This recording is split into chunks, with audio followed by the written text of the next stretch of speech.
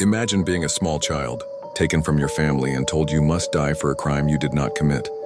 This is not a story from the Dark Ages. This happened in America, and the boy was only 14 years old. In the small, sleepy town of Alcolu, South Carolina, in March of 1944, two young girls, Betty June Binnicker, age 11, and Mary Emma Thames, age 8, went out on their bicycles to look for flowers. They never came home. The entire town began a desperate search. The next day, their bodies were found in a watery ditch in a part of town that was separated by the railroad tracks, an area where the African American families lived. Fear and anger spread quickly through the white community. The police needed to find someone to blame. Their eyes fell on a slight, shy 14-year-old boy named George Stinney Jr. George was the last person who admitted to seeing the girls alive, telling them where to find the flowers they sought. That simple, helpful act made him a target. The police took George from his terrified parents. They did not let his family see him. They questioned the scared boy for hours without any lawyers, without any adults to protect him. In the room alone with several white officers, George was told what to say. Later, the police claimed he confessed to the murders, but there was no written record of this confession. No one signed anything. It was just their word against a child's. The case moved with shocking speed. They charged George with 2 counts of murder. He was taken to court in April. The courtroom was filled with angry white people. There was no one there to support George. The entire trial was over in a single day. The lawyer defending him did almost nothing. He did not call any witnesses to help George. He did not challenge the police's shaky story. The only evidence presented was that police testimony about the alleged confession.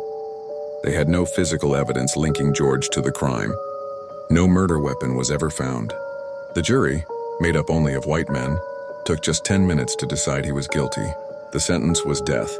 George Stinney Jr. was taken to the state prison. He was so small and young that the prison guards had a problem. The electric chair was built for grown men. They struggled to make the straps fit his small arms and legs. The metal face mask was too big for his child-sized head. On June 16, 1944, just 83 days after the girls' deaths and only 3 months after his arrest, they led the 14-year-old boy to the execution chamber. He was so small he had to carry a Bible to sit on in the electric chair. The powerful jolt of electricity threw his small body against the leather restraints.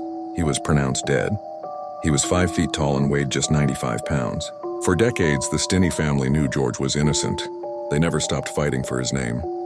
His siblings told the story of a sweet boy who was scared and coerced by the police. They knew he could not have hurt anyone. Finally, in 2014, 70 years after George's execution, a South Carolina judge did something remarkable. He held a new trial. Lawyers presented new evidence that the police had coerced the confession and that George's original lawyer had failed him completely. Most importantly, they provided alibis showing George was with his family at the time of the murders. The judge overturned George Stinney's conviction. He declared the original trial unfair and a fundamental injustice. He said the state had failed to protect the rights of a child. The name of George Stinney Jr. was cleared, but it was too late. The truth could not bring him back.